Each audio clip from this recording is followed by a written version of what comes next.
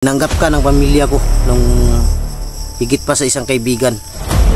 Ako pang yung tumulong, ako pa yung maging masama. Binili, tangina ka bunso. Dasal ka lang, bunso. Alam yung bahay ko, puntahan niyo ako.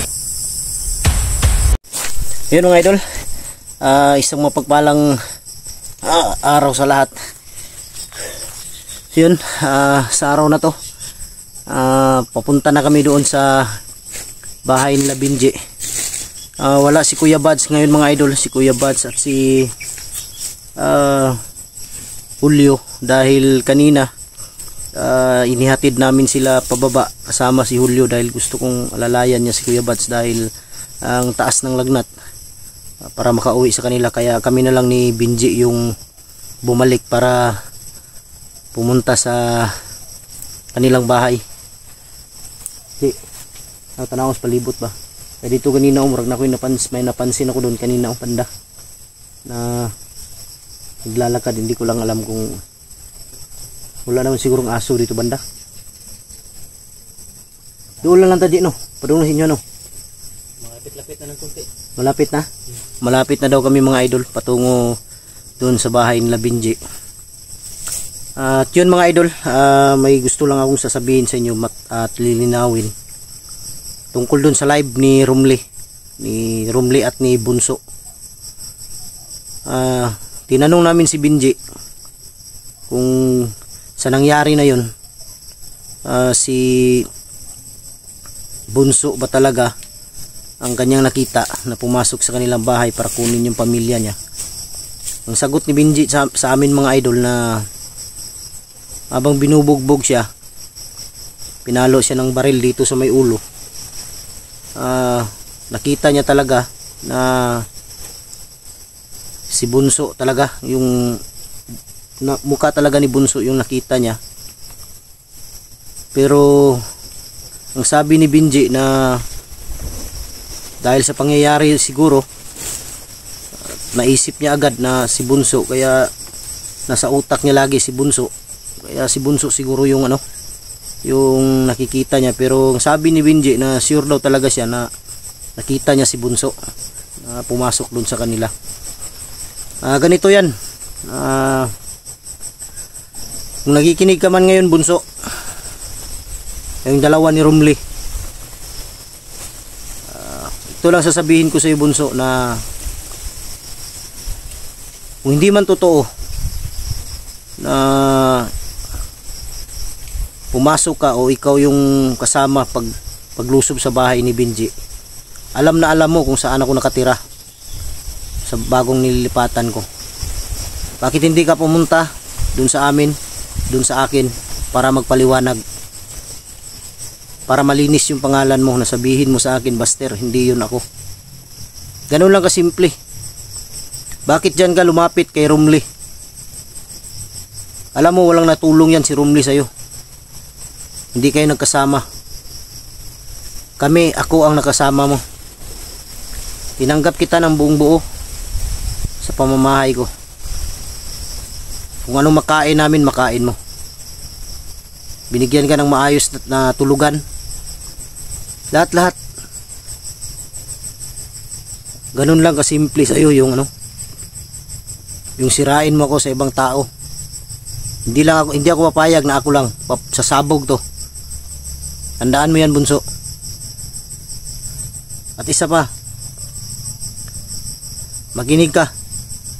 Yung cellphone tungkol sa sponsor, alam ko bawat isa sa atin, bawat isa sa amin mga hunter, may mga sponsor kami. Alam mo, nakausap mo mismo yung sponsor. Ang sabi sa iyo Bunso, hindi pera ang ipapadala ko, kung hindi cellphone. Cellphone mismo ang ipapadala para sa iyo, para makapag-vlog ka na, para makatulong ka sa pamilya mo. Anong sinabi mo kay Lapaw? Na bago pala siya mga idol, nakapunta din pala siya doon sa bahay ni Lapaw. Ang sabi niya na hindi ko daw binili ng cellphone May nagpadala daw, hindi ko binili. Putang ina ka, bunso. Magdasal ka lang na hindi tayo magpang-abot. Tapos may narinig naman akong usapan, istorya na cellphone daw tinago ko. Hindi ko daw ibinigay. Tarantado ka talaga. Hindi pa dumating yung cellphone na pinadala. Baka Miyerkules or Martes darating yun, pero huwag kang umasa na ibibigay ko yun sa'yo. Ayop ka. Hindi makararating yun sa'yo. Dahil yung nag-sponsor ng cellphone mo, nalaman na yung kagaguhan na ginawa mo. Hindi ipabibigay sa'yo dahil nadismaya yung tao. Swerte mo, may tumulong sa'yo. Kami noon, nagsimula kami nila Kuya Bads, nila Alpa, kahit sino yung nauna. Walang tumulong sa amin pag umpisa namin. Wala kaming mga walang mga sponsor. Walang nagbigay sa amin ng cellphone. Sarili naming sikap para magka-cellphone kami, para magka-vlog. Pero ngayon, ganito yung gagawin mo sa akin. Wala kang utang na loob, tandaan mo yan. Wala kang... Diyan ka pa pumunta kay Lunghir. Ano bang naitulong ni Lunghir sa'yo? Isa pa yung Lunghir na yan, may problema yan. May tumawag sa akin. Magkakagulatan talaga to, tandaan mo yan. Di ako papayag. Ako pang yung tumulong, ako pa yung maging masama. Ayop kayo. Yan pinagchismis mo, kung hinamon mo ako ng suntukan tayo magdamagan. Pasensya na mga idol, nilabas ko lang yung sama ng loob ko mga idol, dahil hindi ko matanggap lahat halos yung mga hindi naman sa panunumbat, lahat ng halos na tinulungan ko. Walang may gandang na ibalik para sa akin. Hindi naman ako nanghingi ng sa kanila kapalit. Ang sa akin lang respeto, dahil nirespeto ko sila. Maraming mga supporter na nag sa akin. Bakit ganyan yung mga sinasabi nila tungkol sa akin, tungkol sa iyo, Buster? Wala akong pakialam diyan sa kanila. Siguraduhin lang nila. Dahil hindi talaga ako papayag. Dahil gusto nila akong sirain mga idol, gusto nila akong ibagsak. At may pa ako, basta ako ang maipit dito. Tandaan niyo mga idol. Hindi ako papayag dito.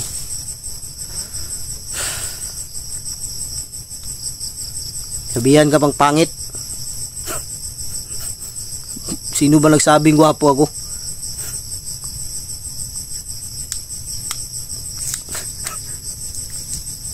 Basta yun. Kaya ko namang mabuhay. Kaya ko mabuhay mga idol, sa totoo lang. Dahil may alam akong trabaho.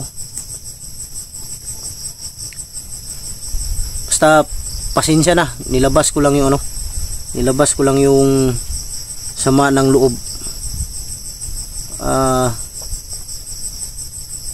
Sa mga taong walang silbi ba, walang silbi sa buhay.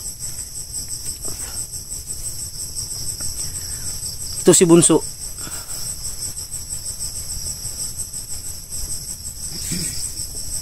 Sayang yung gusto kong mangyari sa buhay mo. Dahil kung ano sanang narating ko ngayon, narating namin, gusto ko sanang marating mo rin. Dahil alam kong nag-iisa na lang yung magulang mo. Wala ka ng ama. Pero sa ginawa mo, Bunso, sa pagpapahiya mo sa akin, nag-live pa kayo, mga pulol kayo.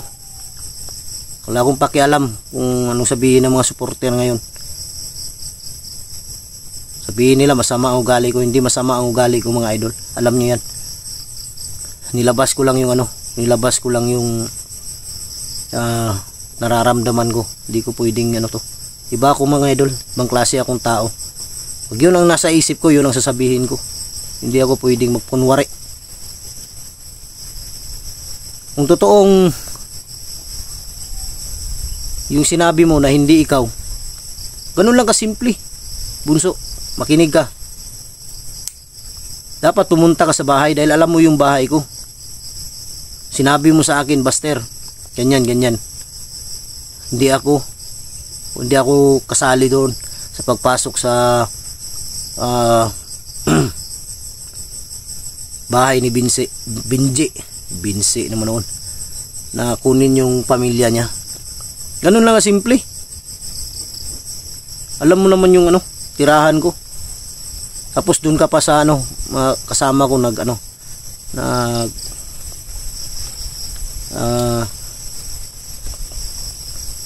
nagsalita ng hindi maganda. Alam mo, trinato kita ng maayos, bunso.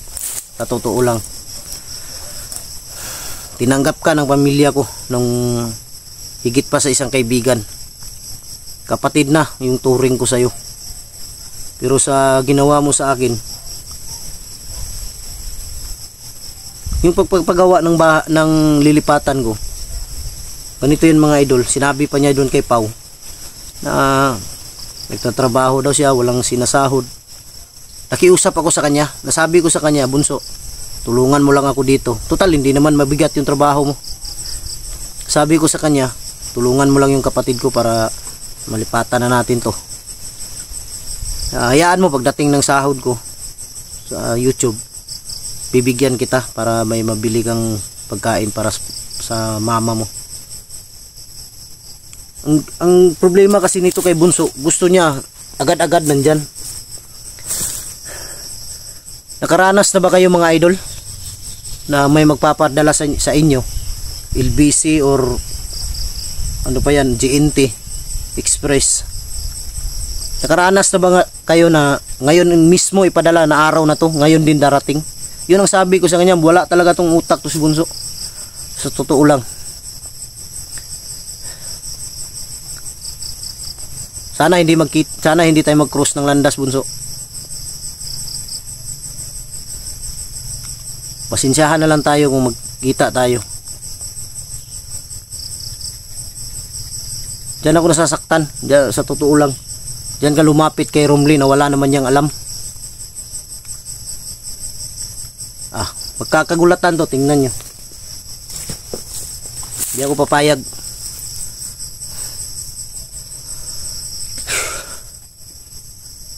Inabuso ninyo yung pag-ano ko sa inyo.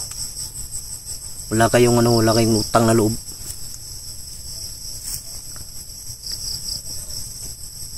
Kahit kayo pang dalawa ni Romly, ako lang mag-isa. Gawin ko kayong pinipig, mga buang mo.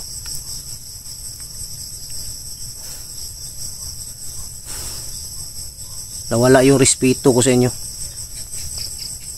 Dapat kung may utak din yan si Romly, pumunta ka dyan, dapat sinabi niya sa iyo na, bunso, ganito, hindi tayo pwedeng mag-live dahil wala naman akong alam sa nangyari. Dahil matagal na akong nahimik, matagal na akong nagbagong buhay. Hindi na nga ako nag-vlog dahil gusto ko ng tahimik. Kung may utak si Romly, dapat dapat marunong siya, dapat nag-advise siya kay bunso na ganito, bunso. Hindi ako pwedeng diyan. Ang masasabi ko lang sa iyo na puntahan mo si Buster para maliwanagan yung lahat. Kausapin mo siya, sabihin mo sa kanya na hindi yun ako, Buster. Hindi ako kasali doon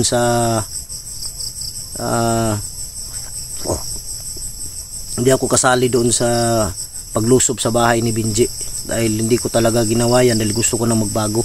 Ganun sana sinabi ni Lungher, ni Romly. Pasikat, gusto maging bida. Kala mo naman bida, kahit dalawa pa kayo. Atrasan mga buanga mo.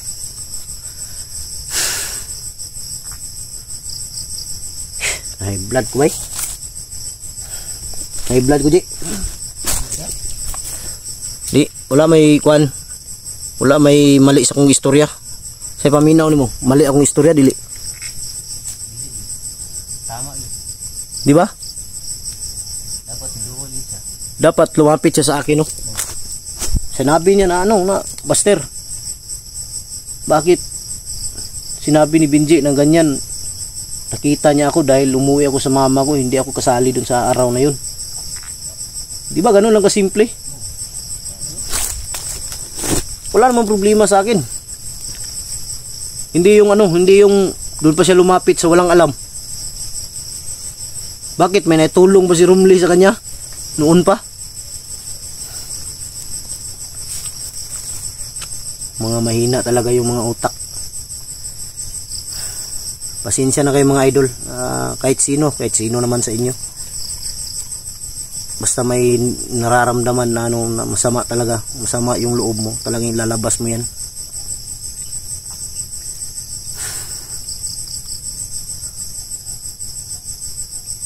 May mga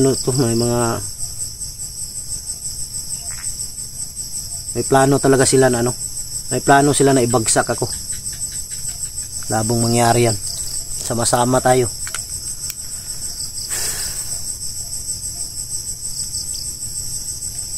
Kung ganun ang mangyari, wala namang problema sa akin kung hindi na ako sa vlog. May alam naman akong trabaho. Sa akin lang maging patas tayo. Hindi yung isang tao lang ipitin nyo.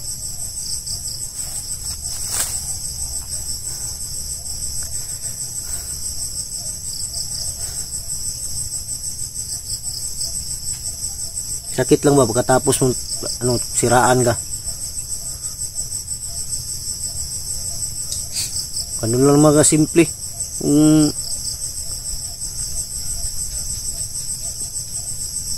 Hindi siya kasali dapat.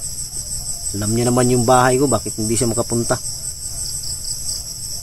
Natuntun nga ni Bunso yung bahay ni Romly na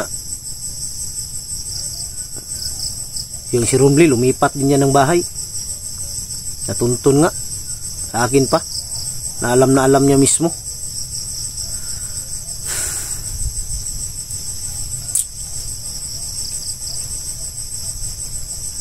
Sinsya na mga idol dahil hindi ko lang napigilan yung yung sarili ko. Pero nagpaalam ako kay kay Kuya Buds na yan, sasabihin ko yan. Sabi ni Buds na bihin mo para malaman ng mga tao kung ano yung totoo, dahil baka ikaw yung maging masama. Hindi dapat ganon. Respeto lang dapat ang kailangan ba? Hindi yung sirain ka. Pagkatotoong bagay, ilang bisis mo nang ginawang mag-tridor.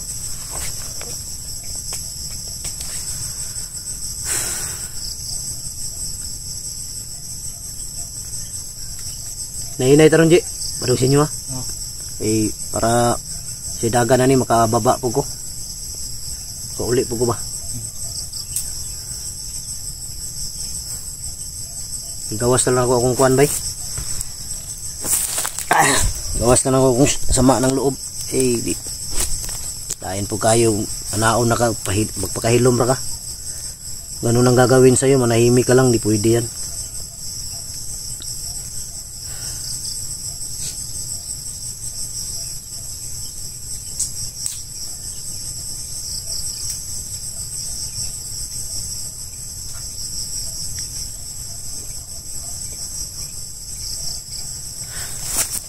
Ulitin ko mga idol, pasensya na. Pero wala namang mali sa sinabi ko. Baka kasi ako mga idol, kung ano yung nasa isip ko, yun talaga sasabihin ko.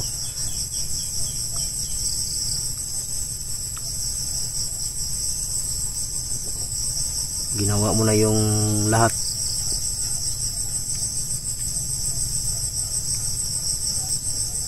Pagdating niya sa bahay, sobrang payat.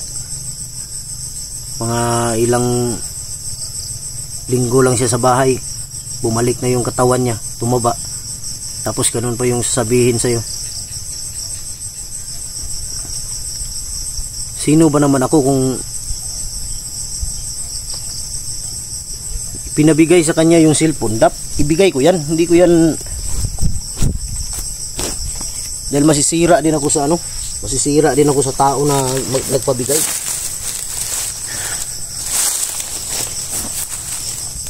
Pero ang problema lang, nagbitaw na siya ng masama na salita. Hindi kasi hindi makapaghintay ba. Kagaya lang yan ng magtanim ka. Ngayon ka magtanim, gusto mo bukas may bunga na.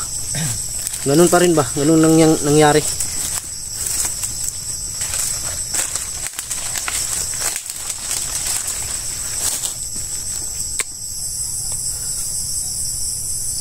Doon ako nagalit dahil doon siya lumapit kay long hair.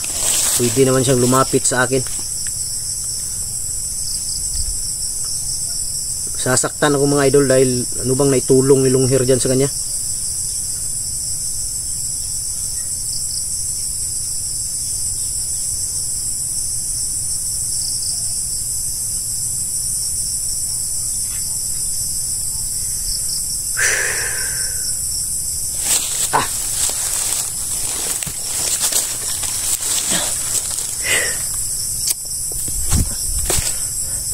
So yun mga idol,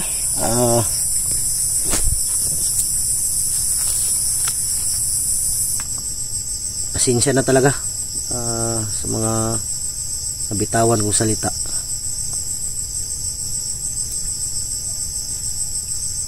Pasensya na talaga dahil nilabas ko lang yung Pero kung kakasa si long hair at si Bunso, alam yung bahay ko, puntahan nyo ako. Sino kayo bakat kutan ko buang nimo.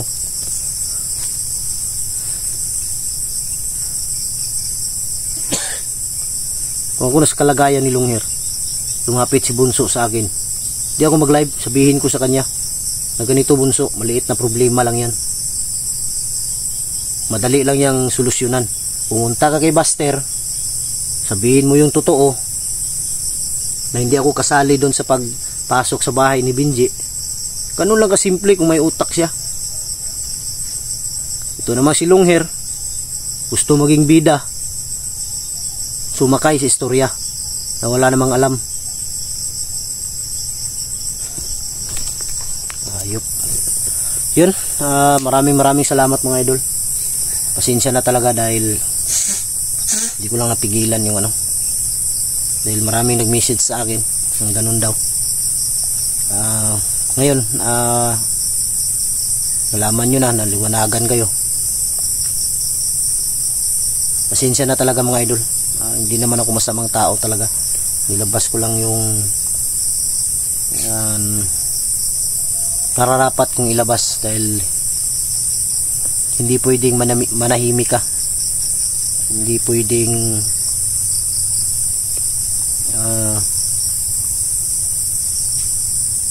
sirain na yung pagkatao mo tapos hindi ka magsasalita, parang mali naman. Maraming salamat sa lahat ng sa lahat ng nagtitiwala, nagsusuporta, nagmamahal sa akin, sa inyong lahat mga idol, sa lahat ng mga silent viewers, sa lahat ng mga OFW, sa lahat po ako yung nagpapasalamat sa inyo na mula noon hanggang ngayon nandyan pa rin kayo. At papasalamat din ako dahil dahil sa awa ng Diyos nakalipat na rin kami sa bagong nilipatan naming bahay.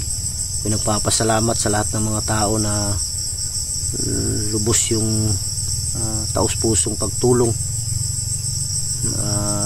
walang kapalit. Papasalamat ako sa inyo mga idol. Mary Grace Giverson ng Chicago, salamat sa tulong mo idol. Ate Mel, salamat sa iyo.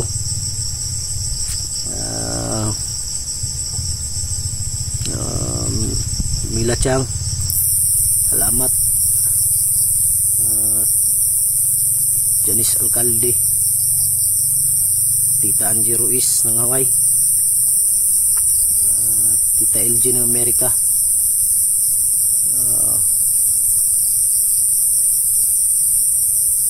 yung iba kasi mga idol ayaw nilang banggitin yung mga pangalan nila dahil tulong nila yun, ayaw nilang maano yung pangalan nila. Kaya nire-respeto ko rin.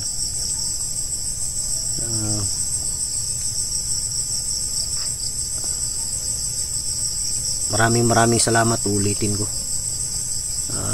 Tinatanaw ko yan ng utang na loob.